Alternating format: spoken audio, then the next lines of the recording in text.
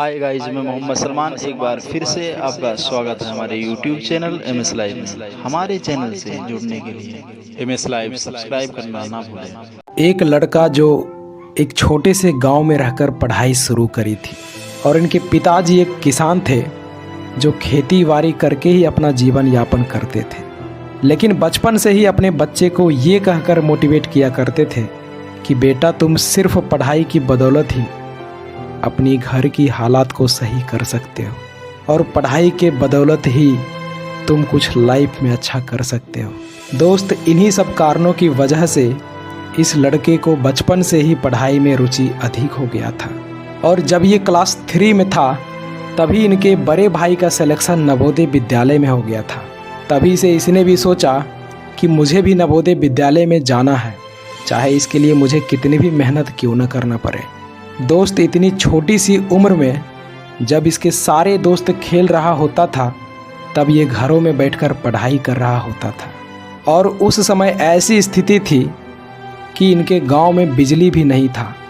Kerosene के दिए जलाकर इसने नवोदय में जाने के लिए तैयारी शुरू किया था और दोस्त 2 साल की कड़ी मेहनत के बाद जब इसने एग्ज़ाम दिया तो ये लड़का इस एग्ज़ाम को पास नहीं कर पाया और इतनी छोटी सी उम्र में यह इसके लिए एक बड़ी विफलता थी, क्योंकि लोग इनके पिताजी को ताने देना शुरू कर दिए थे कि तुम्हारे बेटे से कुछ नहीं हो पाएगा, इसमें वो गुण नहीं है जो तुम्हारे बड़े बेटे में है, अरे इसे मत पढ़ाओ, ये ज़िंदगी में कुछ भी नहीं कर पाएगा।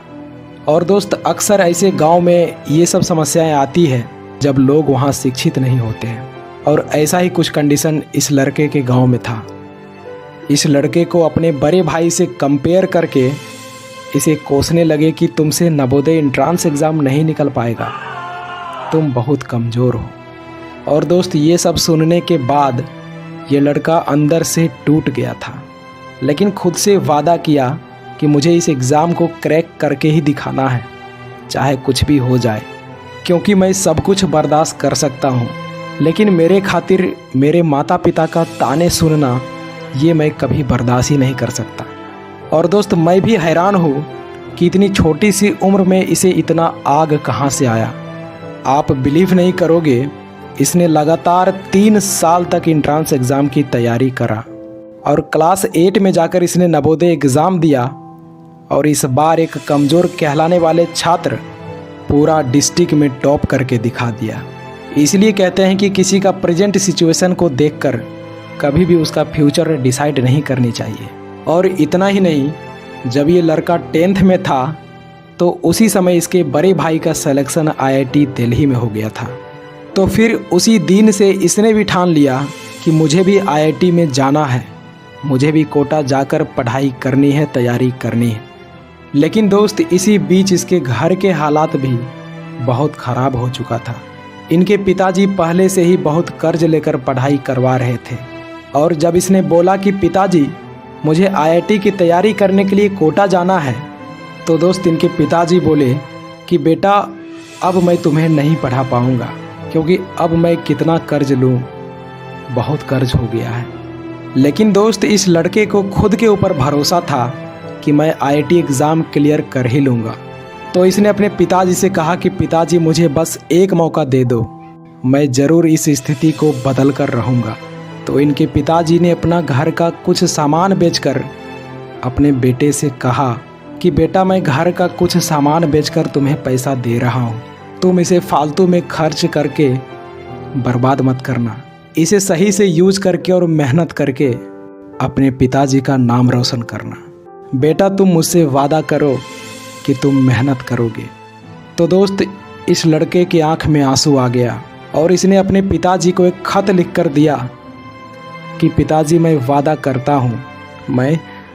करता हूँ कि मैं पूरी मेहनत से पढ़ाई करूँगा और आपका नाम रोशन करूँगा। और दोस्त, इसने जैसा कहा वैसा ही किया।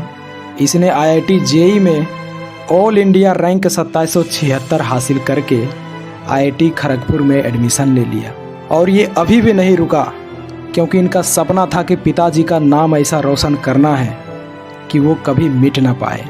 और इसके बाद इसने UPSC और गेट का एग्ज़ाम दिया और इस एग्ज़ाम में भी उसने अच्छे रैंक हासिल किए अच्छे रैंक इन द सेंस कि यूपीएससी में उसने 10th रैंक और गेट में 23 रैंक हासिल करके अपने पिताजी का नाम रोशन कर दिया।